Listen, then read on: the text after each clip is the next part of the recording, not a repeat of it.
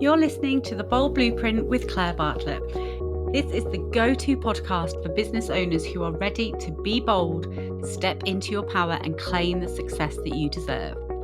So whether you're an established business or just starting out, this podcast is your weekly dose of unapologetic inspiration, empowerment and actionable advice to take your business to the next level. So whether it's the highs, the lows, or everything in between, I'm here to help you build a business that reflects who you truly are. Today's episode is brought to you by Xero Accounting Software, a champion of small businesses and a proud sponsor of the Bold Blueprint podcast. Managing your business finances can feel overwhelming, but Xero simplifies it all and gives you the power to keep your books in order and your mind on growth. Xero have amazingly offered a 50% discount off your first 3 months with them. So if you'd like to take advantage of this amazing deal, just follow the link in the show note. But for now, let's jump into this week's episode.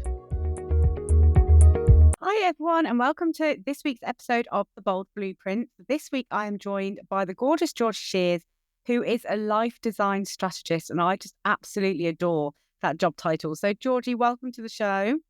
I'm going to dispel good morning. Well, it's actually we're afternoon, aren't we? I'm going to dispel that a little bit because I've had a little title update, Claire, you know. Oh, If you no, it doesn't matter. I was, when you saw me and when we met, I was a life design strategist. Now, I have actually tweaked my title, and titles are important, but this is just a little more descriptive. So I call myself now a nervous system strategist.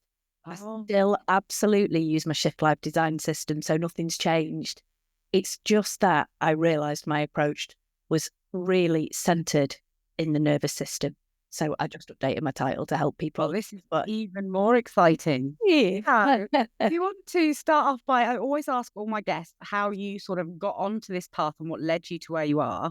And then we'll dive into what it is that you actually do and how you help people. Yeah, of course. But I think everybody, first of all, thanks so much for having me on, and hello to everybody.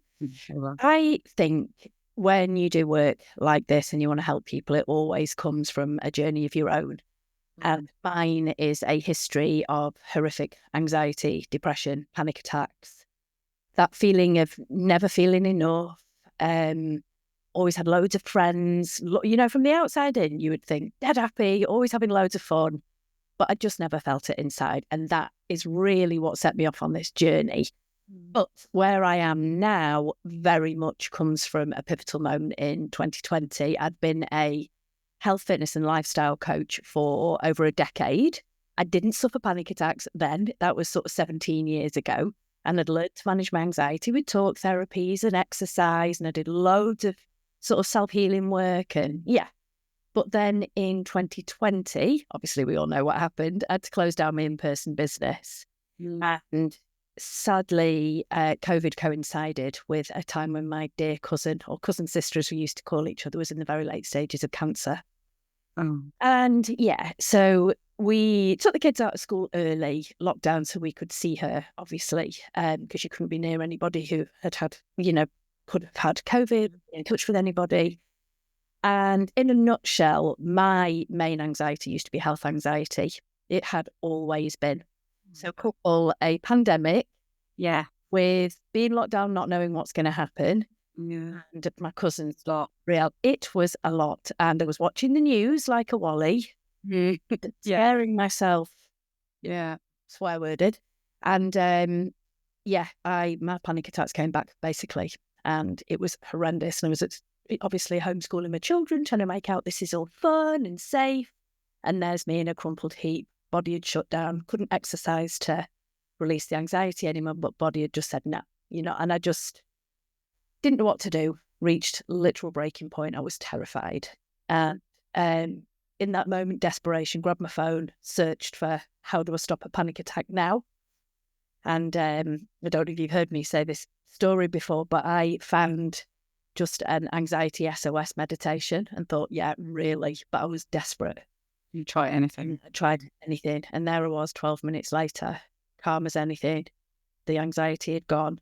And I just had this, I call it an awakening, but I'm very down to earth and I can see the eye roll. That's what I feel like. It was like a massive awakening. It was like, you've just had a panic attack because you watched the news. watch the news, and I never have done since. And this is also relatable as well, especially in that time. I mean, we were all, the anxiety in the whole world, I imagine, was so heightened. But Yeah. you, like you said, when you're homeschooling your children, and this is something that you've suffered with before. So I suppose finding that small meditation that completely managed to snap you out of it and bring you back round must have been so transformational for you. It was, for me, it was, I'd done so much talk therapy and I knew how powerful we are as humans in the human mind. But I tell you what I hadn't realised was the resource we had inside us. Everything I had ever done, I realised, had come from outside. Right. And in this moment, because I'd got quiet, heard myself inside say, you don't have to do that. You get to choose a different way. And honestly, it has been that tiny little moment that has set me off on this journey, which was all about, oh my God, if you get quiet, you can hear yourself. And the answer, and we all know it because we all lie to ourselves, don't we? We like, try and pretend you can't hear that voice inside. Yeah.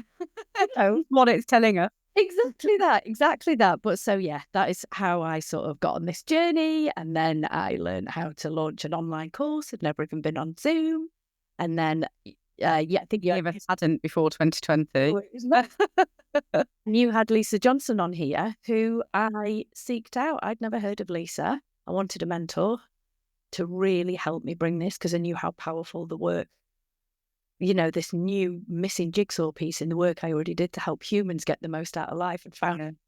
So I tracked Lisa down, never heard of her before. My word, she's been transformational as she is. Yeah. So powerful. So powerful. There you go. That's such an amazing journey. And like I said, I think it will resonate with so many people because it happens to all of us at different stages in our lives, but we've all been at that point where we've just felt so overwhelmed. The anxiety, the walls are closing in on us, and we just feel like we don't know where to turn and don't know how to move forward in whatever it is that's surrounding us. So I think I don't think I've ever heard anyone explain it quite like that, everything had always been external for you. We all read the books, the self-help books, we listen to the podcast, we do this, we do that. But actually, the majority of the power that we need is already inside us, and we need to be listening to ourselves. I think that's so beautiful. So you created some courses and you transitioned your business and started then helping people in this more rounded way. Yeah, I did. But interesting to know what you just said there, because I did. And at this point, I hadn't looked into the nervous system. I was looking at intuition and limiting beliefs. Yeah. And gratitude practices, which honestly, I would have rolled my eyes out. I'm like, I'll do us a favour, I'm busy. But I started doing it and I started learning the sciences behind, okay, I can get on board with that, because you're literally rewiring neural pathways to focus on positive. Now your brain knows you want to see those positive things. So that fascinated me.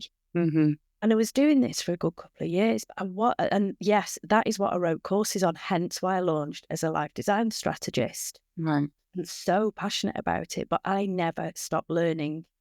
It's lived experience, it's professional experience. I want to get better and better. I've never been happy inside my own skin. And I see that with my clients, and that's what I help happen. And that cannot put it down. It's my utter passion. It just... Yeah. And I can see that in your face. I can hear it in your voice.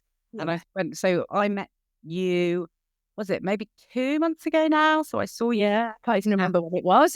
I'm like, yeah. I think it was 2 or 3 months ago, and I saw you speaking on stage at Ideas Fest, and your entire story and your passion just resonated with me so much. I was like, I need her to come on the podcast and share this message with the world. And I think it's a really important message. And I think, again, people will really understand what it is. And education, like we say, we can always be improving ourselves, but it's just about listening to ourselves more, and the understanding and the kindness. And I think, so I talk about this, and I joke about being woo and being into, the journaling, gratitude journaling and manifestation and all of those things. But it's not just a woo thing. There's science behind it. It's facts. And if you actually look into it and you understand what is happening in your mind and actually the science and the facts behind it, It really does and can work for anybody in any, situation. It doesn't have to be about wanting to earn £1 million or having that car or that lifestyle. It can just be about how you want to feel about yourself, can't it? And those sorts of things. And I think some people think it has to be for some really massive plan, and it really doesn't.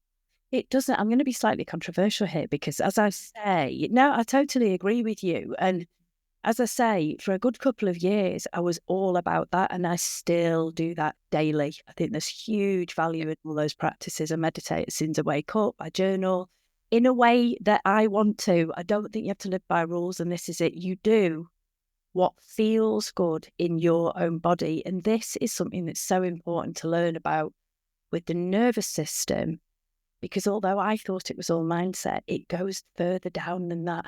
So I was teaching mindset and I still hugely believe in it. But nervous system is physiological. It's a part of your body that is in you, that is designed solely to keep you alive. So when you are feeling anxiety, that is your body thinking you're in danger. It's actually doing you a really kind thing. Yeah. Anxiety, rather than being something to be scared of, which I was for years, it's actually, if you can utilize it as a warning sign that you're doing something that doesn't feel good to you, your body feels like it's in danger.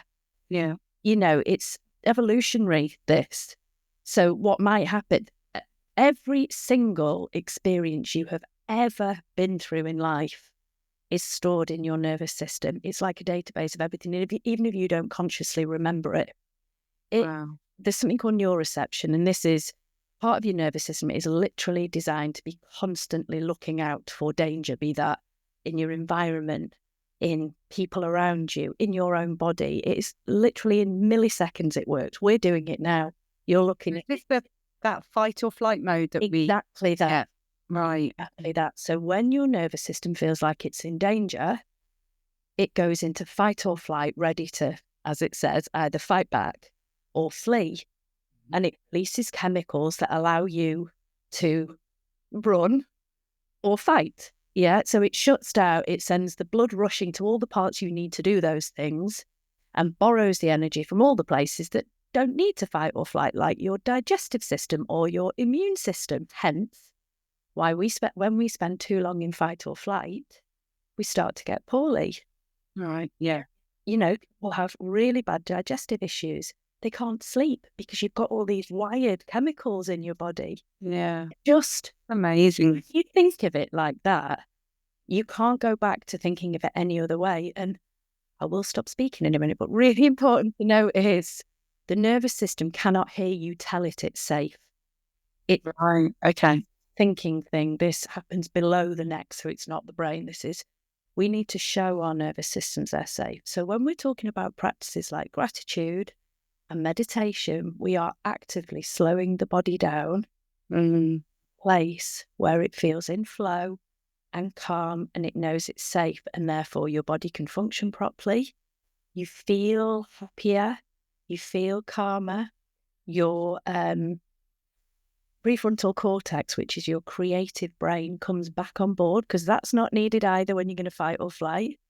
So when all the kind of high achieving people that I work with are pushing, trying to get to that next level in business or achieve this before they allow themselves to slow down, they're actually switching off the bit they really need to get to that next level and enjoy the success they've created anyway. It's incredible, isn't it? And I find it really interesting though, because how does it work in certain situations? So for instance, wanting to go and talk on stage like you did at Ideas Fest. Now, obviously, especially if it's the very first time you've ever done that, gosh, the anxiety's there, the adrenaline, and you're definitely in fight or flight mode. This is very out of your comfort zone. So how does that impact everything, and how can you handle those situations when you really are, consciously escaping your comfort zone and what happen move forward, but it's going to create these physical reactions for you? It's a great question, that as well, actually. And from my own experience, that I found really exciting. And actually, excitement and nerves do feel very similar. They're very similar. But I'll go back a few years ago, and one of the mantras I told myself, as well as being claustrophobic and scared of heights, as you heard me say on stage, was I could never stand in front of a room full of people. I'm just not that type of person. Because years ago, an experience I had was in a trustee meeting. I'm a trustee of a charity foundation. I had to speak while I went bright red, completely blank, and could not speak. And that obviously stored in my nervous system as a memory. So cue forward to on stage, how do we deal with that? It is taking very small steps. It's not going from not daring do anything to suddenly standing on a stage in front of 300 people. It's because this is exactly what I teach. You can't go from never speaking to doing a TEDx. Like, that's too far. The way that I explain it, and you see if this fits and resonates with you, is it's too, if you try and vision yourself doing a TEDx, it's too far a leap for you to, consciously believe that you can make. But by breaking it down, so every time, instead of leaping out of your comfort zone, just sort of nudging the boundaries of it just slightly every time. And then suddenly give yourself a year and you'll look back and you won't even realize how far you've come, because it's not been as painful as just making that, huge leap. Not only do I agree, sorry to talk over you, I absolutely promote that. And that is, again, because gently, you are just showing your nervous system that at each stage it's safe. Yeah. And that your nervous system literally controls everything. Yeah. So, and I think each time that you do it, because you've done it once and you've survived it, you don't have the same severe reaction. So I speak about this all the time. The very first time I had to do public speaking, I had a really physical reaction. The sweat, my legs were shaking. I was breathless, like I couldn't catch my breath. But I asked the audience after, some of the people I knew in the audience, and they genuinely said we couldn't see. You could tell that you were nervous. Couldn't see most of this physical reaction that you were having, because most of it is sort of internal, isn't it? Next time I did it, it was a slightly bigger audience, but I was a lot less nervous because I knew that I could survive it. I'd done it once already. But I have a very funny, well, it wasn't funny at the time, very funny story to you. So I was in the choir when I was at school.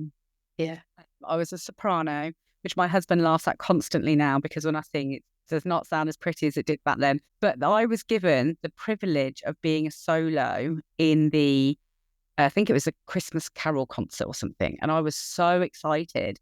And in rehearsal, they got this cube out for me to stand on my own, away from the choir. And my part came and I opened my mouth. Nothing came out. I just could not sing under that pressure. And then obviously then the emotions kick in, and then I was getting more and more worked up, which meant I had even less chance of getting the words out. And in the end, they took the role away from me. And I just stood back in the soprano section of the choir. Oh, that stuck with me for a really long time. So well done you, like genuinely now doing what you do. That's taken work. It's a gradual process though, isn't it? And it is, sitting in, I always say, got to be comfortable with being uncomfortable. You have to be able to push yourself slightly. But if I'd ever tried to do something huge from the beginning, that just would not have worked for me. I had to break it down into manageable steps. You did, but I just think so many people in this world, the entrepreneurial world, certainly, we're all very determined and we're all pushing boundaries, aren't we? You don't have to do this. We're choosing to. And I think I am like my biggest passion, having lost quite a few special people, and just seeing the beauty and the enjoyment that we get out of this, like one short, precious life. We've just got to make it as big as we can. You don't have to stay small. You can if you want. But hearing you doing that, you could have said, no, because I just can't. I know I'm not that type of person, but we're not a type of person. We're the message, we're the passion that's inside, aren't we? And we deserve to bring that out in our lives, and we can do it, and we can do it in a gentle way that we can look back and go, wow, just like you are. And I just think that's magical. I really do. And I think there's so much to say about the labels that we put on ourselves. So we can label ourselves as not the type of person that would ever public speak, or, oh, I'm really untidy, or I'm always late. These are all labels that we give ourselves. And we can easily take them away as well. But if you're constantly telling yourself, I'm always late, I'm the type of person, I'm never ever on time, your body and your mind will just start believing that, and then you will never be on time. Yeah. It's about changing how we speak to ourselves, isn't it? And how we behave. Yeah. Showing ourselves that we can do whatever it is that we're talking about. Yeah. And I think you touched on science before, because I like things very tangible. I do believe in the woo, but I have to hear the tangible side to make myself. So, yeah. Yeah. Yeah, I am. I need the balance. I need the balance, exactly that. Yeah, I need to know that when I'm teaching something, if someone asks me something, I'm like, oh no, because that's this. And I don't know the answer, and I'll go off and find it. But I think it was actually Mel Robbins a few years ago who I heard this, sort of learned about the reticular activating system in the brain. It's like a hairnet over your brain. So it obviously, so much information goes in our brain all day, every day. There has to be a filter. Otherwise, we'd just explode, possibly. And so when we're telling... Science proves that, but we can look into that. Right? Sounds about exploding brains. There is not. But I think when we're saying to ourselves, I'm always late, what you're actually doing is telling your brain you want to see evidence that you're always late. If you're buying a new car, you see that car everywhere, because you're actually programming your brain. So when we're rewriting limiting beliefs, you'll know this. You're actually saying to your brain, no, I'm not always late, because when I go to this thing that I absolutely love, I'm always on time. Yeah. You're rewriting it, and therefore showing your brain, I want proof that I am not late. And and that's why you start seeing the positives. And that, for me, is why manifestation works, because you start seeing the opportunities and taking the opportunities, because you're focusing your brain on that thing. That's my take on it. I genuinely feel like I'm speaking to myself, like we have so many of the same views, and you're using so many of the same scenarios. So how does all of this then, if we go deeper into the nervous system, how does all of this connect to that? So we're talking about, reframing our mind, and then that opens up seeing the opportunities around us, or seeing what, the positives that we're looking for. So how does that then impact the nervous system? It's the other way, I would say. So what happens is every experience we've ever had is stored in our nervous system, as I say. So part of that, let's use the example of public speaking, because it's one that everyone's terrified of, isn't it? Part of that could be that when you were at school, you may have been bullied, or one incident might have happened where you walked into a group of people and something happened and you felt stupid and rejected, or somebody laughed at you. That feeling, because it's about feelings, not words, that feeling gets stored in your nervous system as danger, because you felt in danger. Now, anything now that in your neuroception, that thing that's constantly looking out for danger, it constantly looks outside for danger and inside as to, have we had this experience before? This is how we react. Right. So when you go into a situation that brings up that same feeling, it will react in that same way. So it will immediately go into panic, into fight or flight. And that will continue to happen throughout your life until you become aware of it. And everything starts with awareness. In fact, self-awareness is like the first bit of my Shift Life transformation system. It's BS self-awareness for everything. So as soon as you start to feel, we call it dysregulated, a little bit off, a little bit panicky, a little bit uncomfortable, that's your nervous system becoming dysregulated, going into fight or flight, feeling danger. So in those moments, it's about being really aware of where you're feeling that discomfort. I'm not going to get too scientific on here, but there are three main... What's caused that reaction for you from your nervous system? It's your body feeling at the moment. And then we need to try and get it back into regulation to show that you are safe in that moment. So that could be, if you're outside, is wonderful. I know it sounds daft touching a tree. Nature's amazing. If you're in the moment, just focus on your feet. Ground yourself in that moment. Something that's real, something that's tangible. Feel your toes on the floor. Feel your heels on the floor. Just really ground yourself. You're actually telling your body, showing it that you are safe. That's an old feeling. And the more we tune into that, and the more we keep showing our body in those situations that it's safe, the less those feelings come up. So in a way, we are nudging that boundary that we talked about earlier, but from the inside out. Yeah. Becoming self-aware is a term that we talk about a lot, and it's banded around a lot, but what does that actually mean? And how can we actually become more self-aware? Yeah, I agree with you. And actually, this whole industry, I feel like there's just so many words that they don't mean anything anymore. Yeah. I think what has happened is so many of us have just become disconnected from our bodies. And I really mean this. We cannot feel any more sensations from our bodies. So self-awareness really, and I try and find words that don't sound wellness world. And I really struggle with it actually. But it really is about like just taking a minute, put your like hand on your heart or your hand on your tummy. Feel your tummy expand and go in as you breathe and feel that's a part of you. That's you.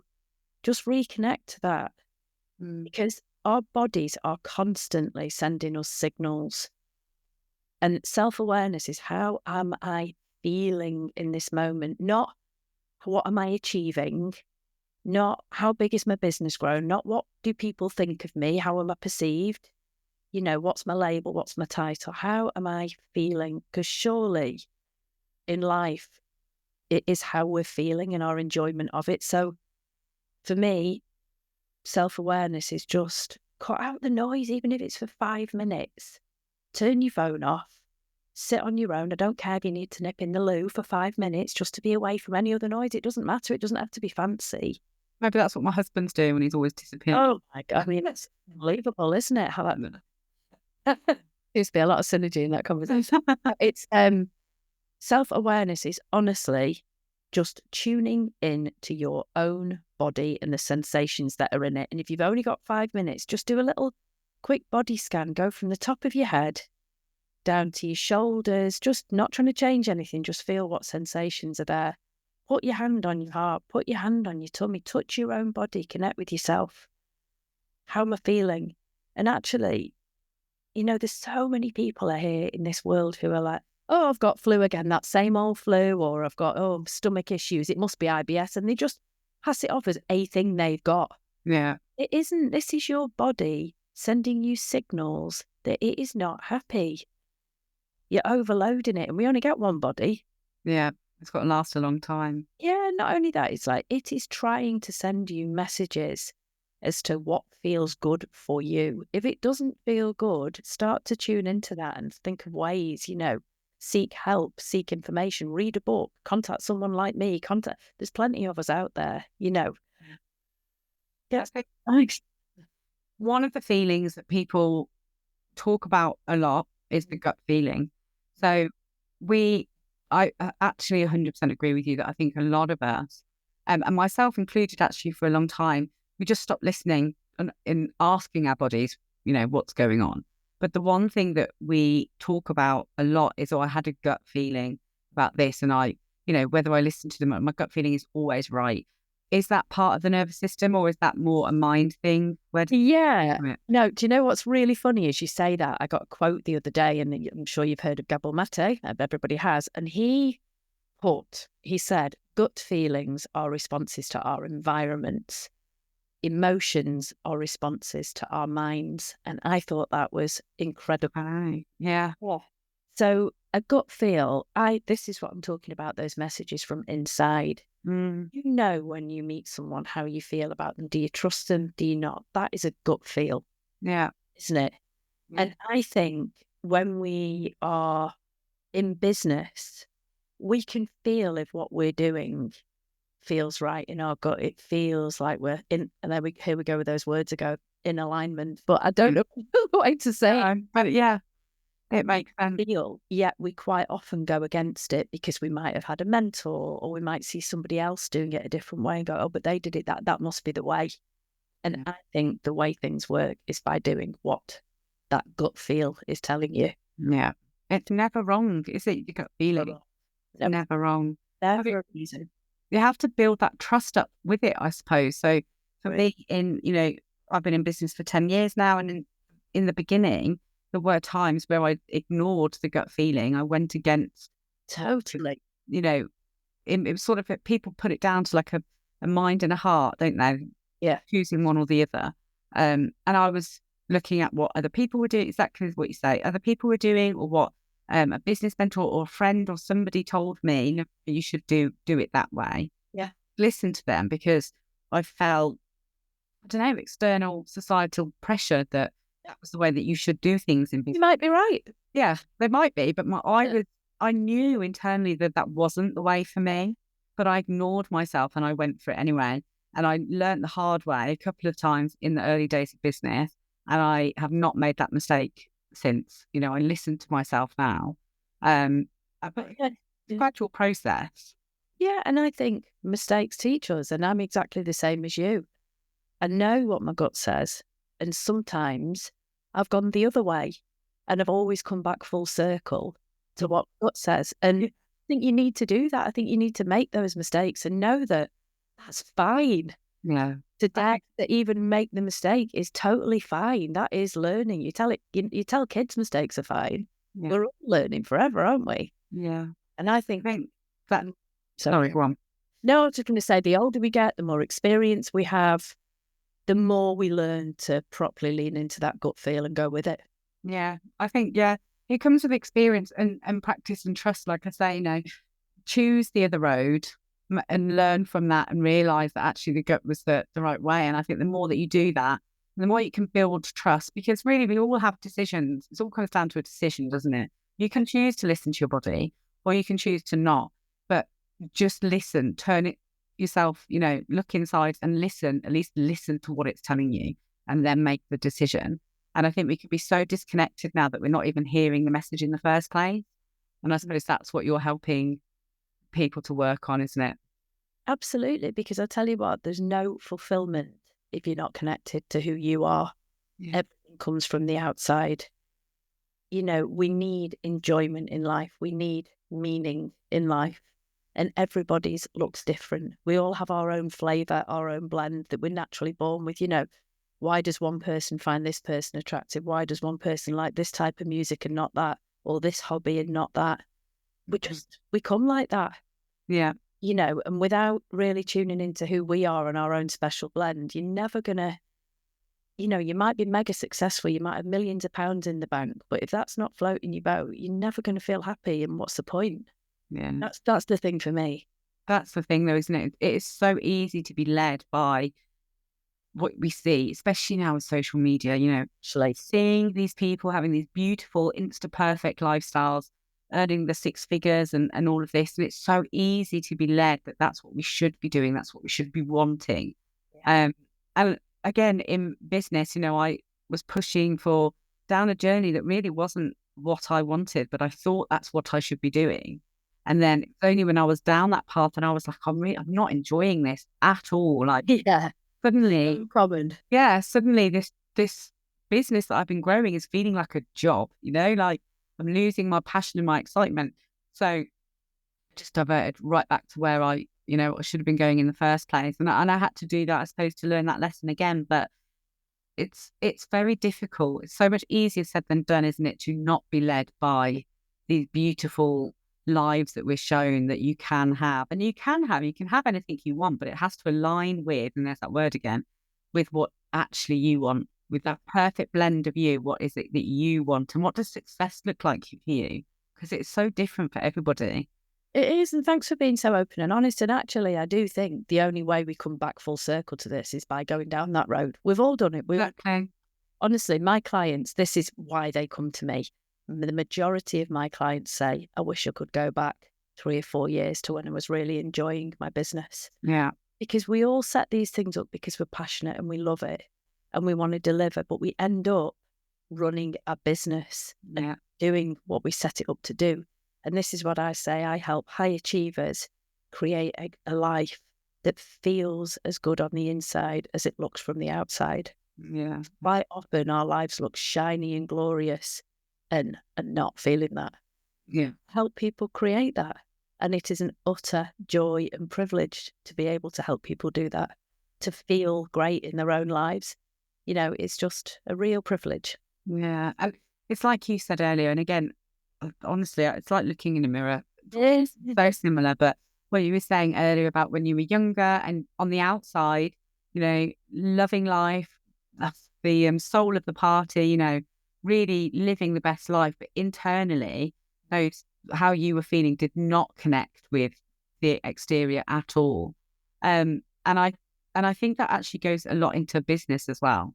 So I had someone on in season 1, I think they were on, and she described it as a gilded cage. She'd built her business. Prison. Isn't it? Yeah, it's such a lovely term, and it really resonated. Like, she'd built this incredible business, but she was so unhappy in it, and she had to tune in and listen to herself and realize, well, at what point did I start losing the passion? Where do I want to go back to, and what am I wanting it to look like? And I think it can be, and this is why I started this podcast, because we all look up. Everyone is always looking up at someone for inspiration. And all you see 90% of the time when we look up is people are successful, happy, living great lives. But actually, being an entrepreneur is hard. It's not all rainbows and butterflies. We all have tough days in business. And I think it's really important that we are open about those, because when someone is looking up to us, if someone's looking up to me, I want them to know I struggled. I have days where I'm really struggling. It's not a perfect journey. It isn't for anybody. And I want to break any of those myths that, we're all living perfect lives, because we're not. And you need to connect what's happening in your business with it's a much bigger picture, isn't it, than just business. It's your whole life, and make sure that you feel balanced across. Exactly that. It's a blend, isn't it? And I want people to know that it is okay to say I'm not enjoying this, because what I want you to also recognize with the nervous system, and going back to how we felt as children, there will have been an experience that happened that made us feel unsafe, and we had to learn. This is a common one, people pleasing. I had a pretty crap dad. He left when I was 1, and he would just not turn up some weeks, and I did really everything to try and make him love me like I wanted to be loved. So I tried to please him, and that led on to external validation hugely, always trying to please people, but never feeling like you were doing. Now, that can carry, like I say, it's embedded into your nervous system. That it's not just about talk therapy and understanding why you react like you do. Because I understood what triggered why I reacted like I did or behaved like I did, but I just couldn't stop doing it until I learned about my nervous system and felt these things coming up. So often in business, we are still replicating those same things. That's why we carry on building for that. I mentioned emotional homeostasis. You get to a certain level and you feel great for a bit. Then you need more because you're used to it. And you're just chasing that external to fill a feeling inside that you still have, until you take it to a nervous system level. Then you start showing your body, it's safe here. When you feel good here, it's safe to stay here. Safe to be here and build your life from this perspective, from this feeling, So there's no shame in having built a mega successful business you're not happy with. It's incredible. Look how talented you are. Look what you're capable of. And now you get to choose to enjoy it too, in a different way maybe, and tweak and make it yours. And I think it's powerful. So now we've explained what the nervous system is and how it works. Yeah.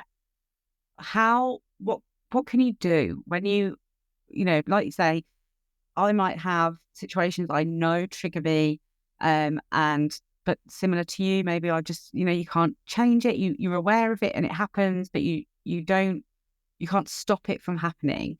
What can people do? What can the listeners do when they feel themselves in that moment? What would be like the first thing that you would say for them to start changing that, actually making a change? I mean, it's different for everybody because, I'll give you some really simple tips. And actually, while I'm on here, I have a guide to managing your nervous system when you're running a 6-figure business. I actually charge for it, but I'm going to give your listeners it free. So if you... Amazing. Yeah, it's £97, but I'm going to give you it for free. So if you follow me on Instagram, which is Georgia Shears Strategist. I'll put the link in the show notes. Thank you so much. Just drop me a DM saying guide. I'll know it comes from here and I'll send it to you. There's just too much to go into. So I'm going to... too big a question. Really, it's about showing your body it's safe. And like I say, if you are feeling overwhelmed and unhappy in the moment, notice where you're feeling that in your body. Put your hand on it and show it some compassion like you would a friend. This is not woo. This is gentle touch on your own body, like you'd put your hand on someone's shoulder to show support. You can do that for yourself as well. You can shake your body. If you're feeling anxious, give your body a good shake. That energy needs to move. Or if you can go and walk. And then do some nice steady breathing. Or I've actually got something coming out like a 7-day thing just to give you some handy in the moment hints. So if you do follow me on Insta, you will see that coming up as well. It's just, there's too much to give you in one moment, but... Well, there's some great tips in there already, though. I hope so. Yes, no, there is. Amazing. And I'll put all the information in the show notes for everybody. But yeah, I mean, honestly, Georgie, I could speak to you all day about this, but... I could speak to you. It's been so nice. I know I'm like, the time's passing. Yeah, I know. I'm sure the listeners have stuff they need to get on with, so we will have to call it a day there. But thank you so much, honestly, for coming and sharing that. And I think, really explaining to us how it works and why we should start looking into that. Like I said, I'll put in the show notes how people can find you if they're looking to dive into that a bit more and learn more about it. But yeah, just thank you so much. Thank you so much. It's just been a glorious conversation. So nice to spend time with you as well. I know. And listeners, thank you so much for joining us again this week. I will catch up with you all next week. Have a great time. I hope you have enjoyed today's episode, which was brought to you by Xero Accounting Software, a champion of small businesses and a proud sponsor of the Bold Blueprint podcast. If you're running a small business and you are dreaming big, then Xero is here to help make those dreams a reality. Xero is all about supporting entrepreneurs just like you, who are not just running businesses, but are also changing the game. So whether you're just starting out or you're scaling up, join a global community of small businesses who trust Xero to manage their finances efficiently.